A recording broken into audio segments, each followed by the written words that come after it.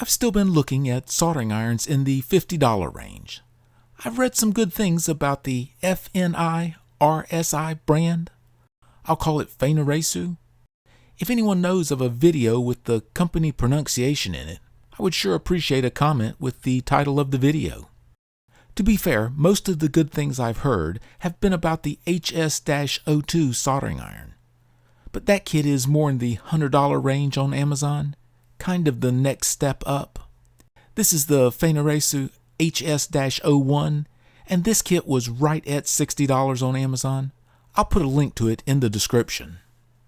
This kit comes with 6 tips, a 65-watt USB-C PD power brick,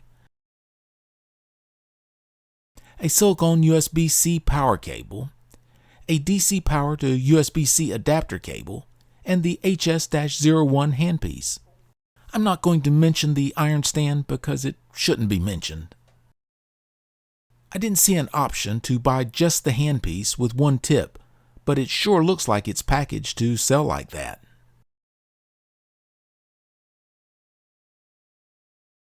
I read something about the tips being partially compatible with the Hakko T12, T15 tips.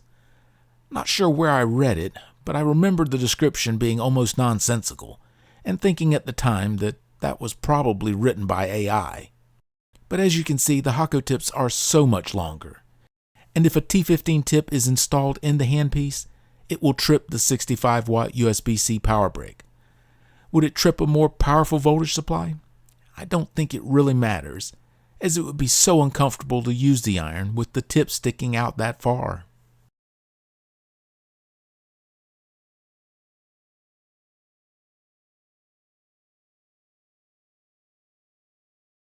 The handpiece feels very nice, has a certain quality feel to it, pretty comfortable in the hand. If it can deliver enough heat, it might be pretty good. The USB power brick has one USB-C socket on it, and it will put out 20 volts at 3¼ amps. No brand name on it that I can see. The USB-C power cable feels very nice. It's a pretty thick cable, but it is very flexible. Does feel like silicone, so it should be melt resistant. It's a bit shorter than I would like, but could always add a short extension cord to move the power adapter a little closer. The screw threads for the tip retaining nut feel really nice, no roughness to them at all. The tip in the box looks to be a BC2 tip. I say looks to be, as there are no numbers or any identification on any of the tips. I dislike this tip form vehemently for general purpose soldering.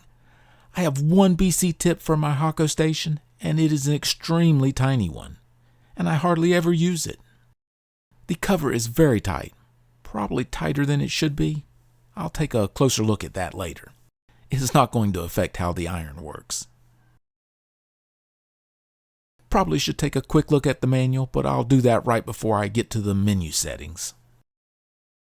Looks like the display is showing to press the up or left arrow button.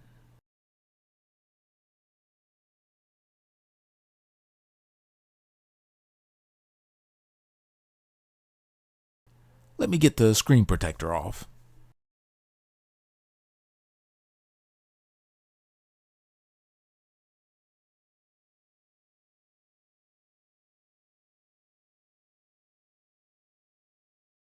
Oh, just need a short press.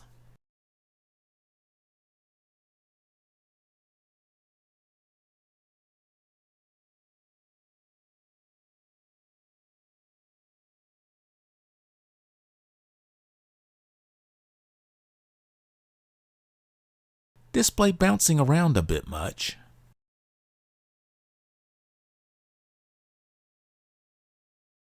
Tip looks to be 10 pretty good, but I always put fresh solder on the tip first thing. Plated area of the tip looks quite good. I'm going to let it run a bit before I start testing. Temperature on the display is holding very steady. I'm going to use degrees in Celsius here, as that is what the tip thermometer reads in. Most of my soldering is in the 570 to 750 degree range, and that works out to be about 300 to 400 degrees C. It's had a few minutes running at 300 C, and so I'm going to up it to 400 and let me see what kind of temperature reading I get. It's nice and comfortable in the room, and there are no fans blowing any air around.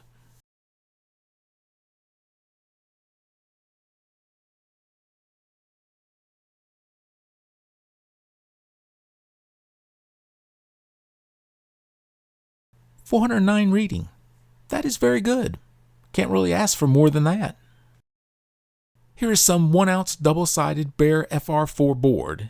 It's got quite a bit of oxide on it, but that is what the flux is for. Let me see what kind of heat this thing puts out.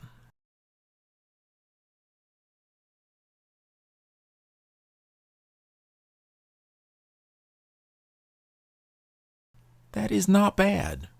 This is 6337 tin lead solder, and the iron temperature seems to be pretty stable. Let me move to a bit heavier thermal load area. Again, that is pretty good. It is keeping the solder melted under the tip. Maybe not quite as good as the Hakko FX951, but the Hakko has about 10 more watts on it, so getting very good heat transfer from the tip. Let me try some no lead solder.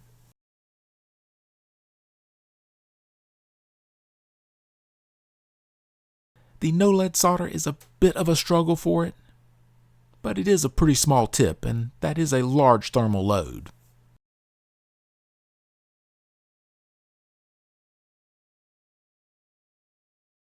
Let me compare it to the Hakko FX951.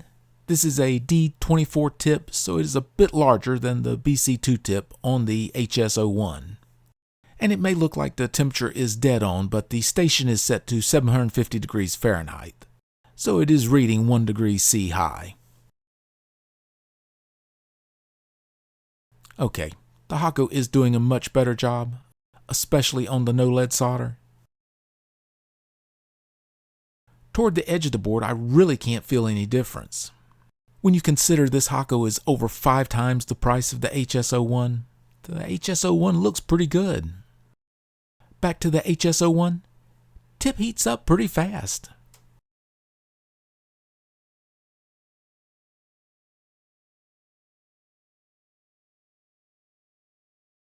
Inside the board there is a noticeable difference, very easy to tell with the no lead solder. Probably a bit more than a 10-watt difference.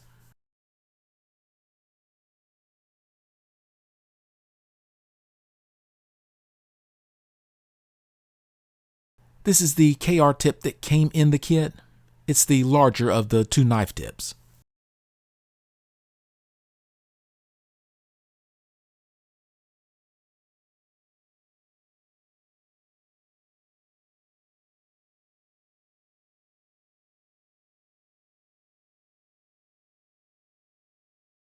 Here is something strange I noticed, and only with a new tip. The temperature is bouncing around a lot, but the tip is not really up to temperature. It won't even melt solder. I noticed this a tiny bit with each tip the first time firing them up, but this one was the worst by far.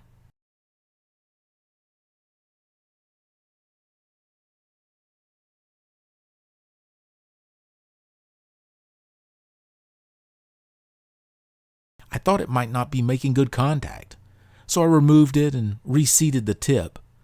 But I don't really think that was the problem, because right before I shut off the iron, the tip was starting to heat up.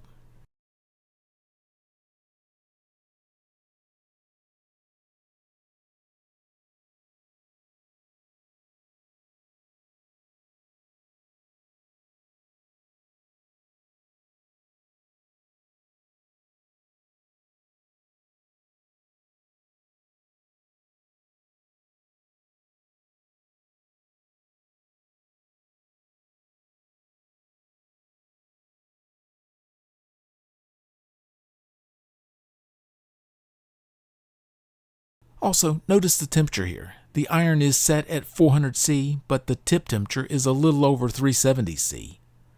About 2 minutes later, it was running about 385 C. This wider tip does deliver a little more heat than the BC2 tip. It's really doing a good job at the edge of the PCB. And here on the inside of the board, again doing a pretty good job, even with the no lead solder.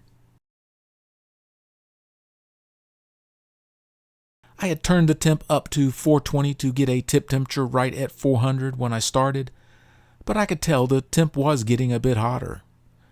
So I turned it back down to 400, and let me see what it's running now.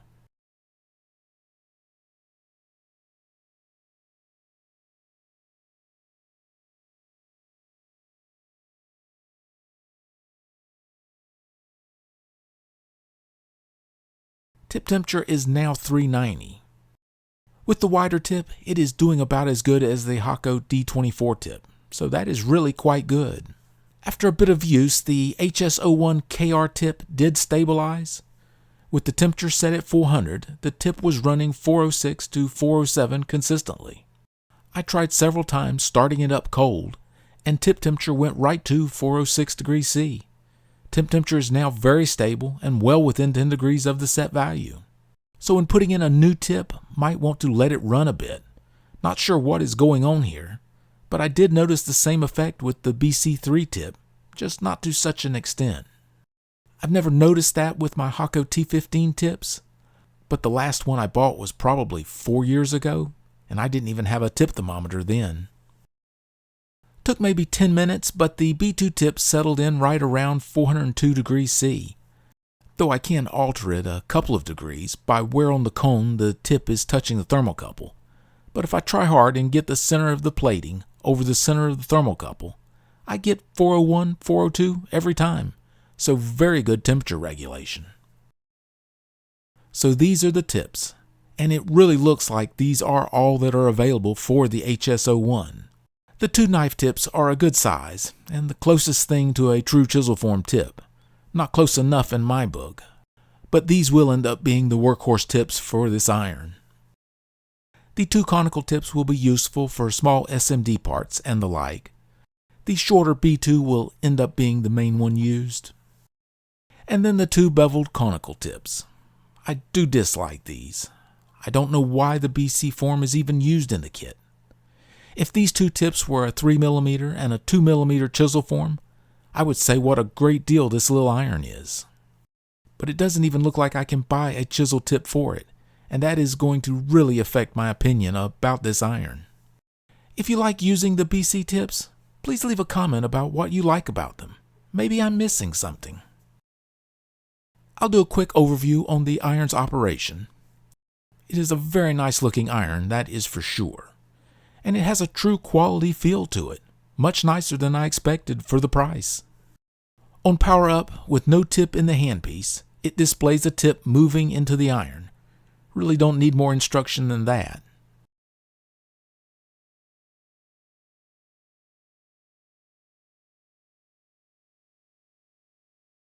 Once the tip is in place, the heat off menu is displayed.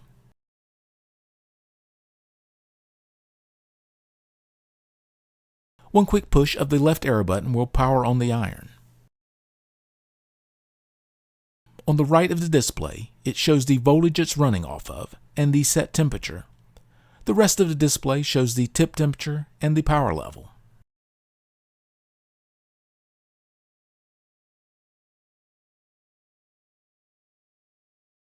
It really heats up pretty fast from room temperature to 400 C. A quick push of the left or right arrow buttons will enter the temperature set mode. Once in this mode, each push of the button will move the temperature up or down by 10 degrees. Holding a button down will quickly raise or lower the temperature. After a couple of seconds, the iron will return to the operating mode, displaying the tip temperature.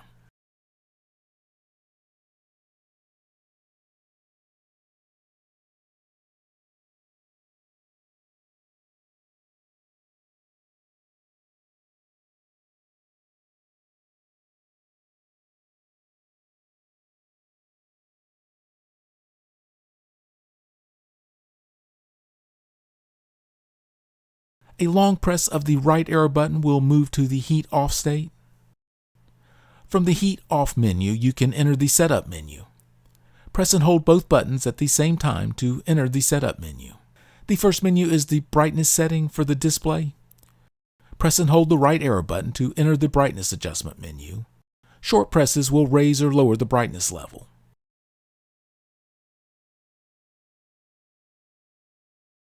Press and hold either button to exit the brightness menu. Short left or right button presses will move through the settings menu. Next is the calibrate menu. Press and hold the right arrow button to enter the calibrate menu. Short presses raise or lower the value. Entered value should be set temperature minus actual temperature. If the temp temperature is higher than the set temperature, then you will be entering a negative value. Of the 6 tips, only the BC3 was off by more than 10 degrees C. It was about 20 degrees hotter than the set value, so still not that far off. Press and hold either button to exit the calibrate menu.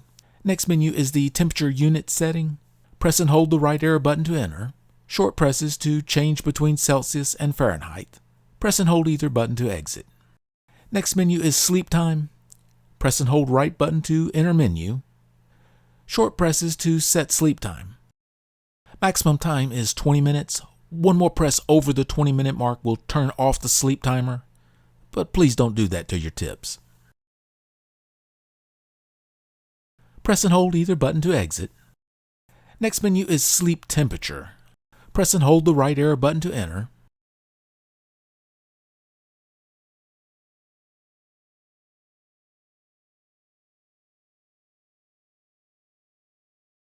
Short presses raise and lower the temperature.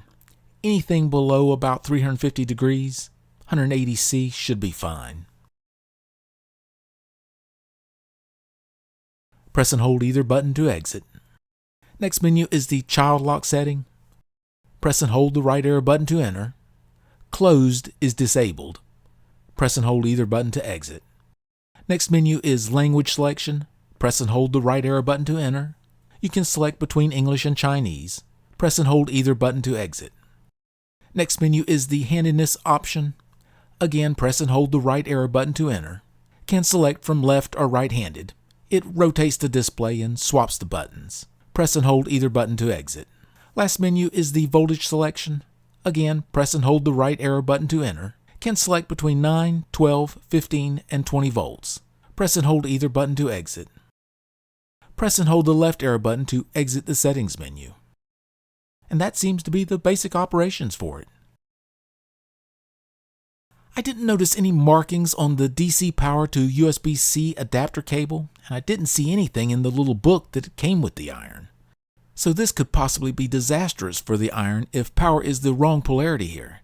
I am really surprised the polarity is not marked on the barrel end of the cable.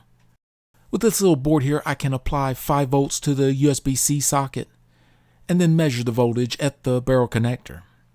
The center conductor is the positive voltage supply. Maybe the iron is protected from reverse voltage, but it would kind of surprise me if it was. I've had a few hours to play around with the iron. Of the irons I've tried in the $40 to $60 range, I would put this as the most comfortable to use. Probably the best in temperature control. At least it feels like it. It does a good job. I'm very pleased with it. Tip selection for this kit irritates me. Makes me wonder if the people putting together these kits have ever used a chiseled tip before. And this seems to be a trend for all the irons in this range. Of course, the big brands like Hakko and JBC don't even send a tip with their soldering stations. You get to buy just the tips you want from their immense selection. But not being able to buy even one type of chisel tip for this iron is a deal breaker for me. Then again, if I look at this iron from the perspective of someone wanting to, say, replace the joysticks in their game controller, maybe not having ever used a soldering iron before, or very little experience with one, would this iron be an option? And I think it would be. There are a few questions that would help make the decision. If you just want the soldering iron for one job, and you don't plan on using it for different projects in the future, if you are not really interested in learning the intricacies of soldering, this is a good option. I think it is very affordable for what you get. If you are wanting a soldering setup that you can grow with, then this is a bad option. And the reason it's a bad option is the tips. They only work with this iron, and there's just not enough selection. I do plan on using this iron in my next joystick replacement video to show it can do a good job. The temperature control on it is excellent. It can supply enough heat, and it's comfortable in the hand. So it would be a good soldering iron to learn to solder with. You just don't get to use the best iron tip form ever created. Thank you for watching, and may your solder joints always be shiny.